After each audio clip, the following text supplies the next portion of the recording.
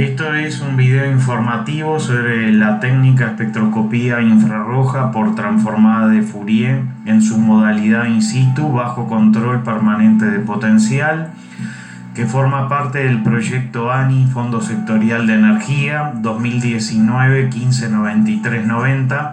Yo soy el doctor Fernando Sinola del Grupo Interdisciplinario de Ingeniería Electroquímica. Esta técnica permite el control de la calidad del hidrógeno verde producida en un electrolizador mediante una técnica híbrida donde hay control tanto del potencial electroquímico como de la espectroscopía de las especies formadas. De una manera se puede tener información de la naturaleza y cantidad de las especies presentes en una capa delgada, o sea en el seno de la solución, usando luz polarizada S, y las especies absorbidas adheridas a los electrodos catalizadores del proceso de hidrógeno verde mediante luz polarizada P. No es necesario desarmar el dispositivo, o sea que en todo momento hay un control del potencial. Según la señal de perturbación, tenemos distintos tipos de espectrómetro infrarrojo, y la técnica puede ser del tipo dispersivo, cuando se barre el número de onda, o sea la longitud de onda infrarroja, mientras puede ser de una manera más precisa por transformada de Fourier, donde la variación de la reflectancia se mide al barrer la frecuencia infrarroja manteniendo el voltaje constante.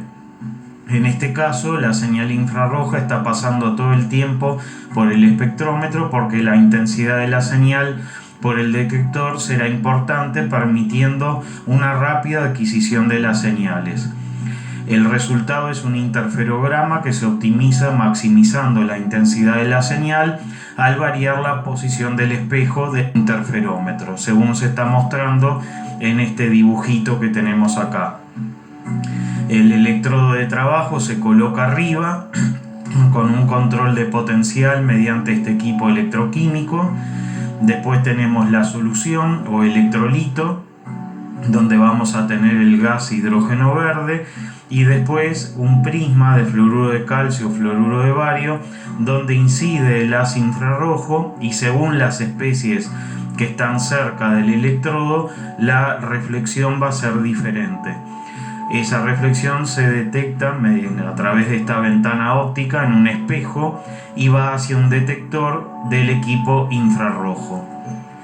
Aquí arriba tenemos una visión frontal y superior de la celda espectroelectroquímica con los tres electrodos a través de las cuales va a burbujear el hidrógeno verde. Vamos a ver dos ejemplos para ello. En el ejemplo 1 tenemos la preparación de superficies de platino especiales con presencia de oxígeno y en presencia de atmósfera inerte. En ambos vamos a estudiar la formación de especies contaminantes de carbono, como por ejemplo monóxido de carbono, en la corriente del hidrógeno verde producido por electrólisis o por reformado. Se pueden utilizar las dos modalidades. Se tomaron algunos datos que se habían evaluado anteriormente en este trabajo publicado que se marca acá, y se estudió el perfil voltamétrico, que es de corriente eléctrica en función del potencial, mediante una técnica que se llama voltametría cíclica. La misma se hizo para platino en presencia de oxígeno y agua, ¿sí?, en su modalidad estática, que es la curva roja, y en su modalidad dinámica rotativa, que es la curva azul. Esa voltametría de barrido rotatorio se utiliza con el dispositivo que se está marcando acá arriba, ¿sí?, que es un disco de platino con un anillo detector que se acciona a distintas velocidades de rotación usando un rotámetro. Acá podemos ver en la figura de arriba a la izquierda los dos voltagramas, ¿sí?, en ácido perclórico. Para la curva negra es en atmósfera inerte de argón y la curva azul es en presencia de oxígeno, y vemos que las figuras de corriente cambian notablemente. La pregunta es ¿a qué se deben estos cambios? Bueno, en la figura de la derecha se hace una difractometría de rayos X y se detecta en el platino distintas especies cristalográficas que responderían a los picos observados en la figura del voltagrama. Se nota que en atmósfera inerte la superficie trigonal, que es 1,1,1, es la dominante, mientras que en la curva azul la dominante es una superficie escalonada oxidada. En esta voltametría cíclica rotatoria de platino con oxígeno podemos ver acá arriba a la derecha la curva estática del voltagrama en violeta y acá la curva rotatoria a 2000 revoluciones por minuto, donde en presencia de un 1% y un 10%, ¿sí?, se mantiene la curva aún en esas cantidades de monóxido de carbono, que es bastante concentrado. O sea que esta superficie de platino con oxígeno es capaz de ignorar esa presencia de monóxido de carbono, con lo cual podría ser utilizado para fines industriales, aún aunque esté contaminado con 10% de monóxido de carbono. Aquí abajo se muestran las microscopías de transmisión de alta resolución, donde el microscopio muestra unas superficies totalmente ordenadas, cristalinas, con dominios, como se mostró anteriormente, de superficies escalonadas. Aquí tenemos el espectrómetro infrarrojo que muestra el interferograma a distintos potenciales: 0,3 voltios, 0,4, 0,6 y así sucesivamente, para el platino en presencia de argón y monóxido de carbono. Acá el platino no fue preparado con oxígeno. Se ve una señal de monóxido unicoordinado en 1735, otra señal de monóxido bicoordinado en 1820 y otra señal del tricoordinado en 2060. La señal de 2340 es la formación de dióxido de carbono.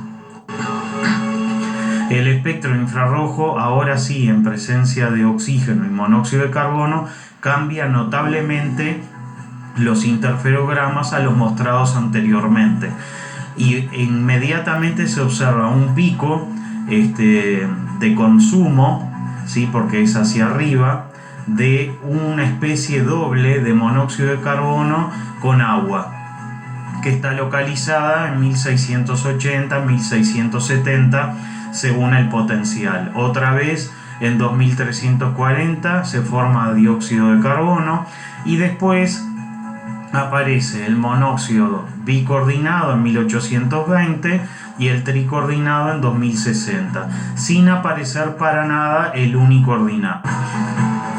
En el ejemplo 2 vamos a mostrar el estudio de la formación de los contaminantes en la membrana de nafión del electrolizador para producir hidrógeno verde, que a lo largo del tiempo, al contener carbono como sustrato, puede ir formando monóxido de carbono. Esto fue un trabajo que fue publicado recientemente en esta revista que se muestra acá arriba, donde hay tanto una descripción teórica como experimental, y se ve los voltagramas, ¿sí?, al principio del funcionamiento del electrolizador para producir hidrógeno verde y luego de 6 meses. Se ve que la corriente baja de 1,5 mA por centímetro cuadrado a 1,25, o sea, hay una disminución debido a la formación de ese monóxido de carbono. Entonces aquí utilizamos otra modalidad de la espectrometría infrarroja, que es el estudio por transmisión, donde sacamos esa membrana de nafión con el catalizador y en este banco óptico que tenemos acá abajo vamos a estudiar los espectros obtenidos a lo largo del tiempo.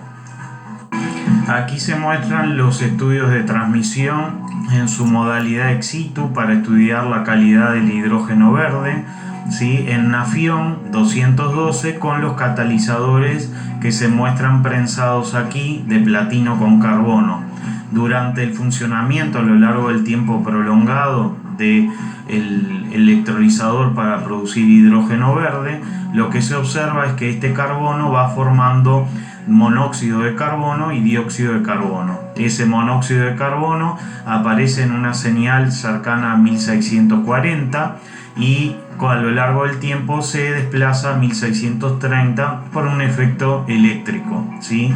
La especie formada es la que vimos anteriormente, que es una especie de monóxido de carbono con agua que va creciendo con el tiempo, lo cual nos va mostrando que el sistema va formando una especie para ir eliminando espontáneamente la formación del monóxido de carbono.